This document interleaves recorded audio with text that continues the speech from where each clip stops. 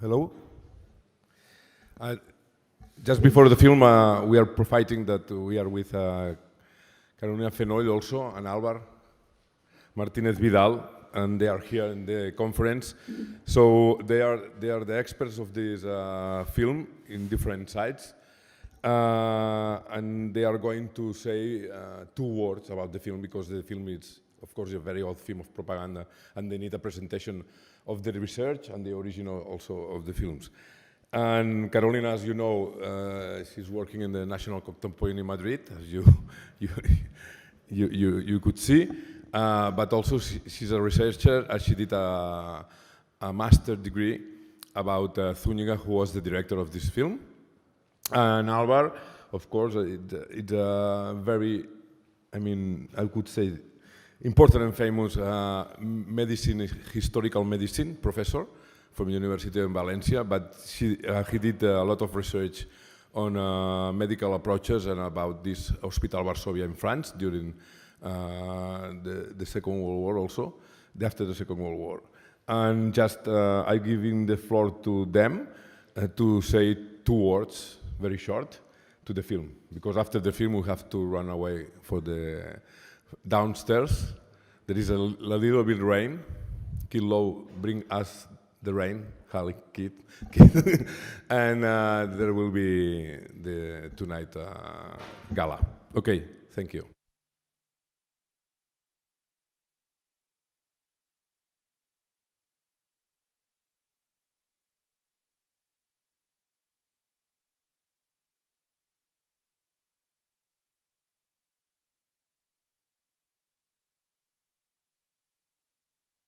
Again. So let me. Is it okay? I think it's working. Okay, thank you. So let me start by saying that this is, in my opinion, a very rare propaganda film, which was premiered in Chicago in 1947. And both the film and its director, which appears here as G. Zúñiga, have remained almost unknown for many decades, even if at the time it received the support from transnational propaganda networks, including not only international relief organizations, NGOs, but also the support of a high number of international and renowned intellectual artists like Pablo Picasso depicted in the film, and many Hollywood artists as well.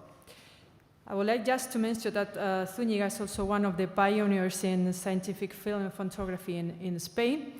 And very recently, it's been discovered that he kept in secret a photographic collection, very interesting for researchers on remembrance, including a series of wonderful pictures by Walter Reuter. It is thanks to my colleague Álvar Martínez that we can see this film again. This is a film on the Spanish Republican exiles in France, which are depicted as the first war fighters against fascists. But most unfairly, we can see how these survivors are suffering hardships of every kind. It presents a clear message on why the audience had to support the Spanish Republicans in exile, because they were the big losers, in spite of their great sacrifices, fighting first against Franco and immediately after against the Nazi regime at the end of the Second World War II, the Second War. They were the most neglected of all the refugee groups in the world at that time. The film shows some overwhelming scenes on the medical care offered in France by the international relief organizations to the Spanish survivors, and was addressed to the Canadian and mainly the American audience, as the producers of the film were the 2 NGOs, the Unitarian Service Committee, with headquarters in Boston, but also operated in France and in other countries, and the Joint Anti-Fascist Refugee Committee, chaired by Dr. Edward Barsky, who was a sergeant in New York and a former medical chief of the Lincoln Brigade during the Spanish Civil War.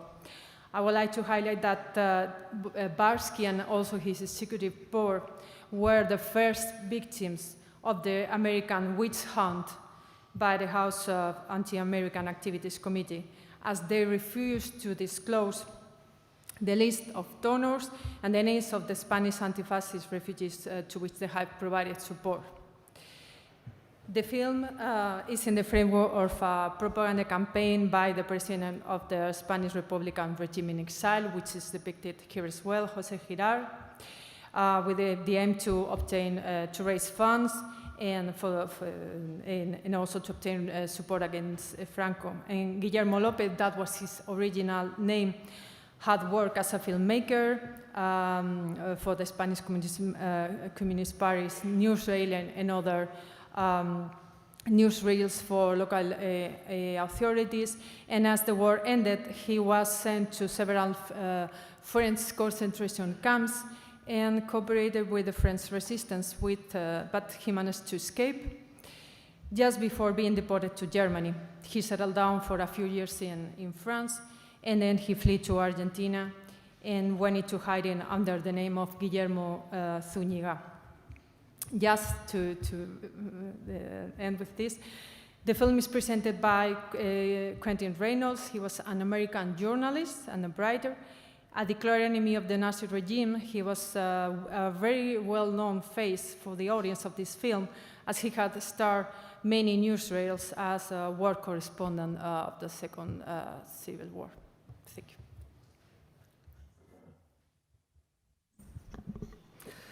you. More or less in the middle of this documentary, there are some sequences, only a couple of minutes, devoted to a small hospital in Toulouse, France, which was then called Varsovia Hospital because that was the name of the street where it was located. Of course, no relation to the capital of Poland.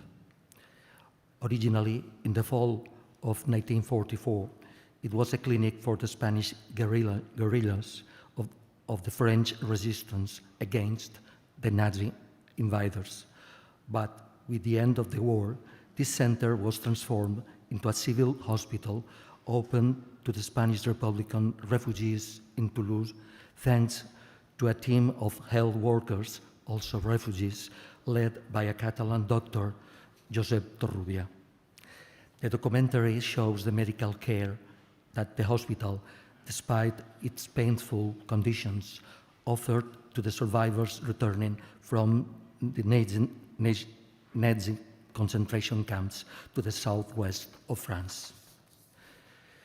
The humanitarian aid provided from the North American to that precarious hospital included large stocks of penicillin, then a very expensive and scarce drug in France. So doctors working at that Toulouse hospital systematically reported to their counterparts in the United States their clinical observations resulting from the administration of penicillin in patients who had infectious diseases, mainly venereal and tuberculosis. Finally, it should be noted that the head of the surgical department of this hospital was a woman, Doctora Maria Gómez, who during the Spanish Civil War had worked in a military hospital in Barcelona. Nevertheless, during the screening of the documentary, when she is performing surgical operation, you may notice that her name is replaced by that of the director of the hospital, Dr. Torrubia, in order to make it more acceptable to the American public. Next, you have the opportunity to watch this documentary. Thanks, many thanks. Thank you.